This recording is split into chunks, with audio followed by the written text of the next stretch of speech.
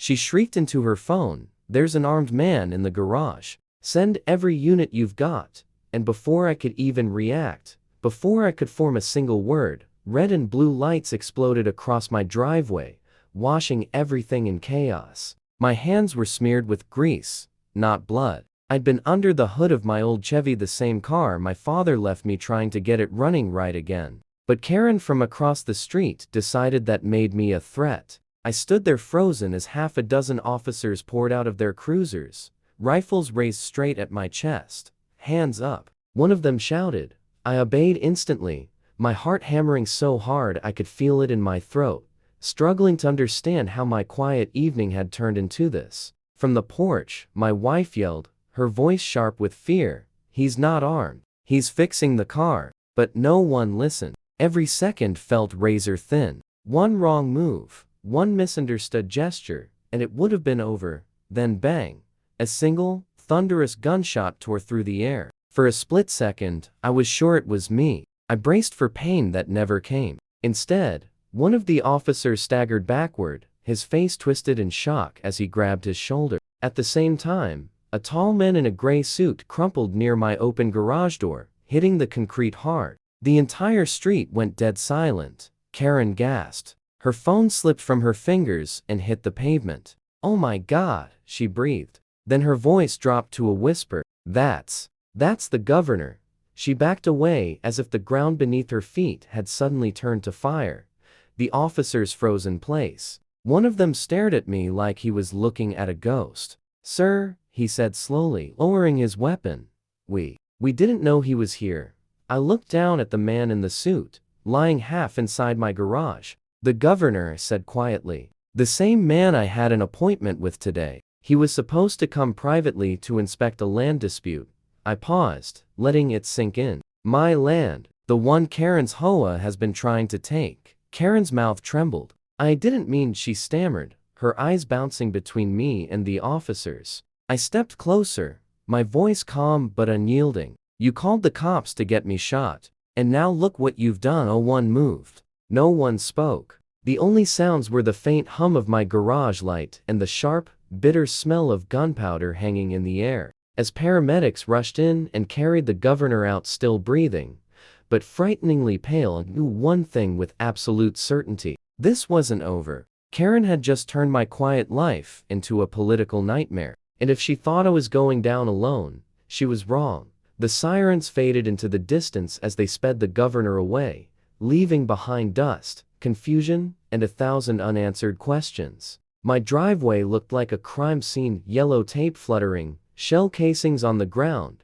neighbors peeking nervously from behind their curtains. Karen stood off to the side, shaking, hugging herself like she was the victim, trying desperately to look innocent. But I could see it clearly. The guilt was written all over her face.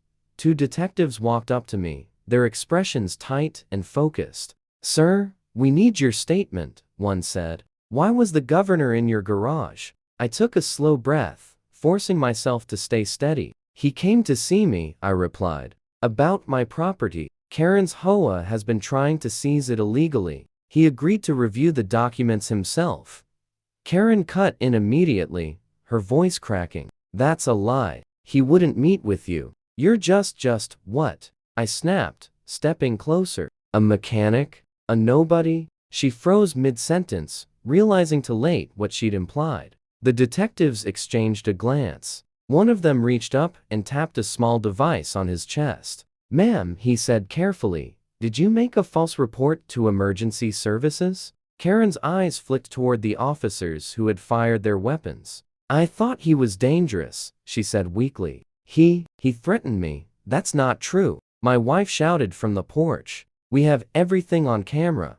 Every head turned toward the garage. The security system light blinked red, steady, and unblinking. The footage was already uploaded to the cloud. I felt my pulse slow for the first time all night. That system was my safeguard, my insurance. And Karen had no idea it existed. The lead detective nodded. "All right. We'll need to review that footage immediately." Karen's face drained of color. "No, you can't," she started, but it didn't matter. One of the officers was already on the phone with tech support, arranging access to the video. As they walked away, Karen spun toward me, her voice shaking with fear and fury. "You think this ends well for you? You have no idea who I am." I gave her a small cold smile. "You're about to find out who I am, because..." Behind my calm tone and grease-stained hands was something Karen never expected, something that was about to flip this entire situation on its head. Later that night, after everyone was gone, the house felt unnaturally quiet. The flashing lights had disappeared, but their echoes still bounced around in my head. My wife sat beside me at the kitchen table, her hands trembling as she replayed the security footage on her phone. "They fired straight into our garage," she whispered. "They could have killed you," I nodded slowly. "They almost did. But what caught my attention wasn't the gunfire. It was the moment right before it all went wrong. The governor's car had pulled into my driveway with its headlights off. He stepped out alone, tense, glancing around like he didn't want anyone to see him. And then, from across the street, Karen emerged from the shadows, phone already in her hand, whispering to someone before dialing 911. My stomach twisted. "She knew he was coming," said quietly. "She set this up." My wife frowned, confusion etched across her face. "But why would she want to hurt the governor?" I leaned back in my chair, my thoughts spiraling. Maybe she never wanted him to see the paperwork. The land deed exposed everything, the HOA's entire operation. Fraud. Half the houses in this neighborhood were sitting on land they never legally owned. If the governor confirmed that, Karen's little kingdom would collapse overnight. Before I could say anything else, headlights swept across the window again. My body tensed instinctively, fingers gripping the edge of the table. A black SUV rolled to a stop outside. Not police this time. Different plates, heavily tinted windows. 3 men stepped out, all in dark suits, earpieces in place, moving with crisp, deliberate precision. One of them knocked firmly on my door. "Mr. Lawson," he said when I opened it. "We need to speak with you now." My wife leaned in close, her voice barely a whisper. "Who are they?" The man raised a badge, just enough for us to see. "State security." I opened the door wider, forcing my expression to stay neutral. "If this is about what happened earlier, the governor's condition is critical," he interrupted. But before he lost consciousness, he said something. "Something about you." "About me?" I asked quietly. The agent nodded. He said, "Tell him I know the truth about the land." Across the street, Karen, who had been pretending not to watch, froze when she noticed the agent speaking to me. The color drained from her face so fast, it was almost visible from where I stood. Panic flashed across her expression. And that's when it hit me. She wasn't acting alone. The agents asked me to come with them. Their tone was calm, professional, but non-negotiable. My wife started to step forward, but one of them gently raised a hand. "Ma'am, we only need him for a few questions." I gave her a small nod, hoping it looked reassuring, even though my chest felt tight. Whatever this was, it was bigger than a bad neighbor and a crooked HOA. The ride was silent. The SUV glided through empty streets until we pulled up to a government building downtown. Inside, they escorted me into a small conference room, plain walls, a single camera in the corner, and a folder waiting on the table with my name printed neatly on the front. The agent from earlier opened the file. Inside were photographs, me, the governor, and Karen. "You weren't supposed to know each other," he said slowly. "Yet the governor arranged a private visit to your property. That's highly unusual." "Why?" I inhaled deeply. "Because he discovered the HOA board was forging property titles. My land is one of them. Karen and her associates have been extorting homeowners for years." The agent's eyes narrowed. "Do you have proof?" I nodded. "It's on a flash drive the governor gave me last week." I hadn't even opened it yet. Another agent leaned forward. "Mr. Lawson, that drive is missing." My stomach dropped. "Missing? What do you mean missing?" "It wasn't in the garage during our search. Someone took it before the shooting." Karen's face immediately filled my mind. She'd been there before the chaos. She had access to the neighborhood mailboxes and once bragged about intercepting packages. "She took it," I said firmly. "She's covering her tracks." Before anyone could respond, the intercom crackled to life. "Agents, we have a situation." Suspect Karen Miller has fled the neighborhood. Traffic cameras show her heading toward the state border. The lead agent turned to me. Mr. Lawson, you mentioned you have military experience.